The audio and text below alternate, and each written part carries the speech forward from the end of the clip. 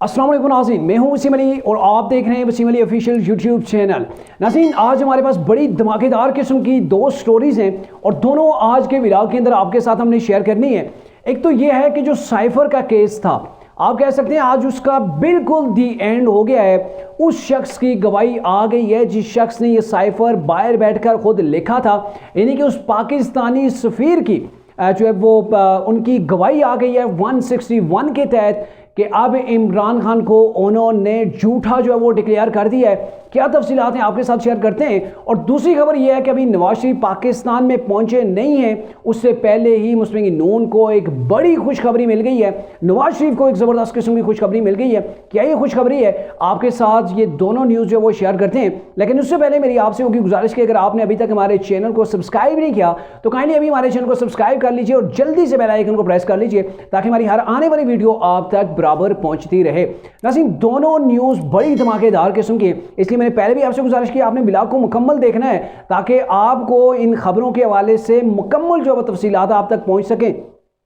पहले बात कर लेते हैं जी, अनीफ जो मुस्लिम नून को बड़ी खुशखबरी मिली है वो अनीफ अब्बासी के हवाले से है। यानी कि अनीफ अब्बासी के खिलाफ 2012 के अंदर एक मुकदमा होता है। 2018 के अंदर नवाज शरीफ के ये शेर हैं रावलपिंडी से जिनका तल्लुक है, जो शेख रशीद को पिंडी के अंदर टक्कर दिया करते थे, उनके खिलाफ जो है वो सज़ा का उनके खिलाफ फैसला आ जाता है ट्रायल कोर्ट से 2018 के अंदर। और ये सज़ा कोई मामूली नहीं थी, उनको 28 साल कैद की सज़ा सुनाई गई थी और साथ में 10 लाख जुर्माना भी किया गया था। ताहम बाद में ये हुआ था कि ये एफिड्रीन का केस था जिसके अंदर इन्होंने अपील की थी और अपील उन्होंने जब ये की थी 2019 की बात है, तो अपील के बाद इनके जो केस था, जो इनकी सज़ा थी, सज़ा को मुअत्तल किया गया था लेकिन इनकी अपील जो है वो जारी थी। अब जाके उस अपील के ऊपर फैसला आया है और फैसला ये आया है कि अनीफ अब्बासी को उसके अंदर बरी करार दे दिया गया। अब आपको इंटरेस्टिंग या फिर खौफनाक चीज़ अगर आपको बताएं कि अनीफ अब्बासी को जब कैद किया गया तकरीबन 11 महीने उन्होंने जेल के अंदर गुजारे हैं और ये इसके अंदर कोई शक ही नहीं है कि ये उनसे इंतकामी कार्रवाई की गई थी, उनको जेल के अंदर डालना, फिर उनसे 2 इलेक्शन मिस करवाना और ये जब उनको गिरफ्तार, जब उनको नाअहल किया गया था, यानी कि 2 रोज़ बाद इलेक्शन थे और 2 रोज़ कबल जो है वो इनको सज़ा सुना दी गई थी ताकि ये इलेक्शन जो है वो कंटेस्ट ना कर पाएँ, ताकि इलेक्शन के अंदर हिस्सा ना ले पाएँ।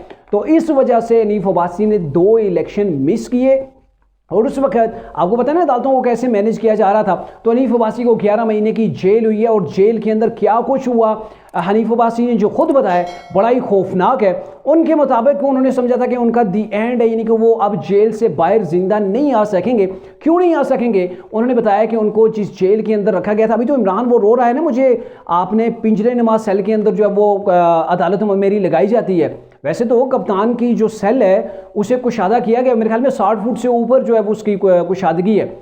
तो क्या था हनीफ अब्बासी का कि उनकी जो जेल थी उसके अंदर अगर लेटते थे तो वो फुल लेट नहीं पाते थे, उनकी टांगें जो उन्हें फोल्ड करनी पड़ती थी, यानी कि उसकी लंबाई इतनी कम थी और इतनी हाइट उसकी सिर्फ इतनी थी जेल की कि वो बैठ भी नहीं सकते थे, ज़मीन के ऊपर वो बैठ नहीं सकते थे। 11 महीने ऐसे हालात के अंदर कोई जेल के अंदर रहे, ऊपर से जेल के अंदर रोशनी भी कोई ना हो, आपको पता ना चल रहा हो कि बाहर दिन है रात है, कौन सा महीना चल रहा है। आपको ऐसे आलम के अंदर बंदा जो है वो अपना मेंटली लेवल खो बैठता है, इंसान पागल हो जाता है।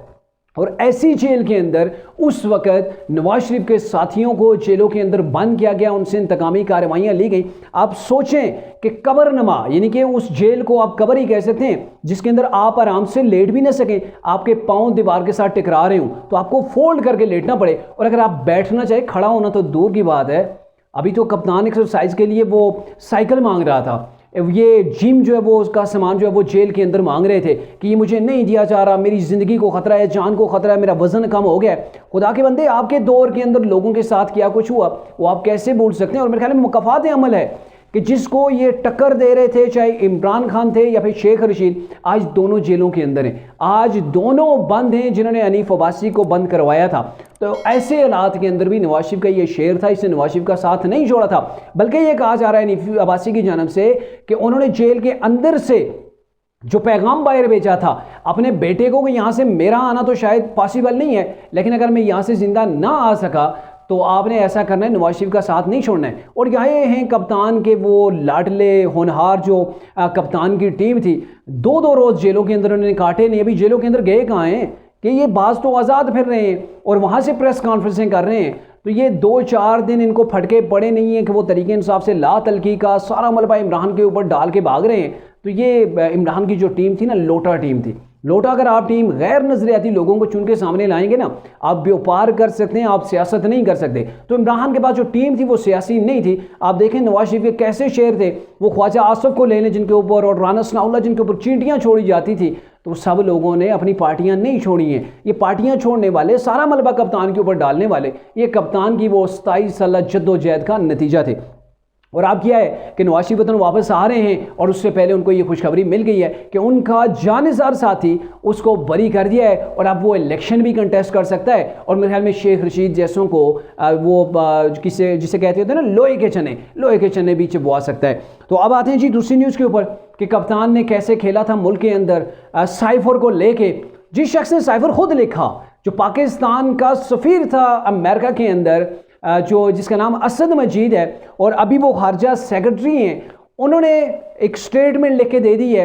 161 का जो बयान है उन्होंने रिकॉर्ड करवा दिया। यूँ तो 28 लोगों ने साइफर केस के अंदर इमरान खान के अगेंस्ट जो है वो अपना बयान जो है रिकॉर्ड करवा दिया है और उसके अंदर बड़े बड़े जहाँ पे लोगों के नाम है, उस शख्स का भी नाम है, उसने भी अपनी स्टेटमेंट जो है वो रिकॉर्ड करवा दिया है, बयान रिकॉर्ड करवा दिया है जिस शख्स ने ये साइफर लिखा था, यानी कि असद मजीद ने। और असद मजीद को लेकर ये तरीके इंसाफ ने बड़ा विवेला किया था कि भाई असद मजीद ने तो आके जब नेशनल सिक्योरिटी का इजलास था उसके अंदर जब उन्होंने सबको खड़का के रख दिया है कि ये तो बहुत बड़ी कप्तान के खिलाफ साजिश थी, ये हुआ वो हुआ, मैं तो एक कदम पीछे नहीं हटूंगा। उसी असद मजीद ने तमाम तफसील ये जो सामने रख दी है कि किसी किस्म की कोई साजिश नहीं थी। ये मामूल के मुताबिक एक मीटिंग थी, मैंने उन्हें बुलाया था खाने के ऊपर, एशाइये में उन्हें बुलाया। उन्होंने क्या किया जी, उसके ऊपर वहाँ पे कुछ बातें की जो कोडेड लैंग्वेज के अंदर लिखी जाती है। यानी कि कोडेड कोई भी अब जो साइफर होता है वो डायरेक्ट आम ज़बान में अंदर नहीं लिखा जाता, वो कोडेड होता है जिसको आगे डी कोड करना होता है। तो वो हम नॉर्मली भेजते रहते हैं, पाकिस्तान के अंदर भेजा और उसके अंदर किसी किस्म की ऐसी कोई साजिश का जिक्र मैंने नहीं किया था कि कप्तान की गवर्नमेंट को गिराने की अमेरिका ने धमकी दी है। ऐसा कोई चीज़ नहीं थी। जो साइफर के अंदर जो मंदरजात थे उनको लेके अक्सर ये होता है कि ये रोज़ाना का काम है, हमें हम साइफर जो वो बेचते हैं, बेचने के बाद अगर कहीं पर कोई सख्त लैंग्वेज हो तो उसको डिमाश कर देते हैं। तो यही कुछ हमने पाकिस्तान के अंदर हुआ और नेशनल सिक्योरिटी का जो इजलास था उसके अंदर भी ये कहा गया कि किसी किस्म की कोई पाकिस्तान की गवर्नमेंट के खिलाफ या पाकिस्तान के प्राइम मिनिस्टर के खिलाफ किसी किस्म की कोई साजिश उसके अंदर नहीं थी। अब ये हुआ कि साइफर के बाद जो हमारे सफ़ीर हैं ना बाहर की दुनिया के अंदर बैठे हुए हैं, बाहर के ममालिक के, वहाँ से हालात को जो वो पाकिस्तान के अंदर वो नोट करके भेजते हैं कि पाकिस्तान के बारे में क्या राय इस मुल्क के अंदर पाई जाती है, दीगर जो चीज़ें होती हैं।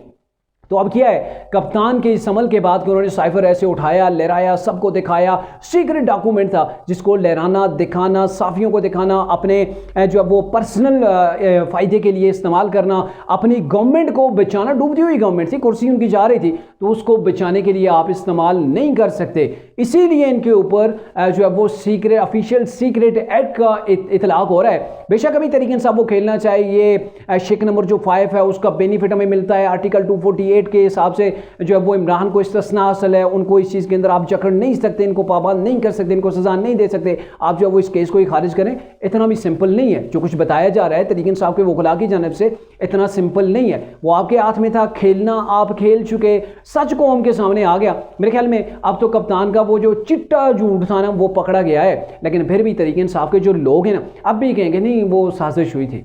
भले कप्तान ने कहा जी अमेरिका ने साजिश नहीं की थी, वो तो बाजुआ साहब ने की थी, लेकिन फिर भी ये कहते नहीं साजिश कप्तान के खिलाफ हुई थी। जिस शख्स ने खुद ये साइफर लिखा, जिसने तहरीर पाकिस्तान के अंदर भेजी, वो ये कह रहा है कि नहीं ऐसा मैंने कोई चीज़ लिखी ही नहीं, लेकिन तहरीक इंसाफ इसके ऊपर फिर भी बाजिद है कि नहीं साइफर आया था, इस कौम का कोई इलाज नहीं है, क्योंकि ये चलते ही झूठ के ऊपर हैं। और इनके सामने आप झूठ के ऊपर बताएं कि ये ऐसे झूठ है, सच की मुकम्मल दलीलें इनके सामने रखें, सबूत रखें। ये अंधे जिनकी अकलों के ऊपर पर्दे पड़े होते हैं वो इस चीज़ को कभी नहीं समझ पाते।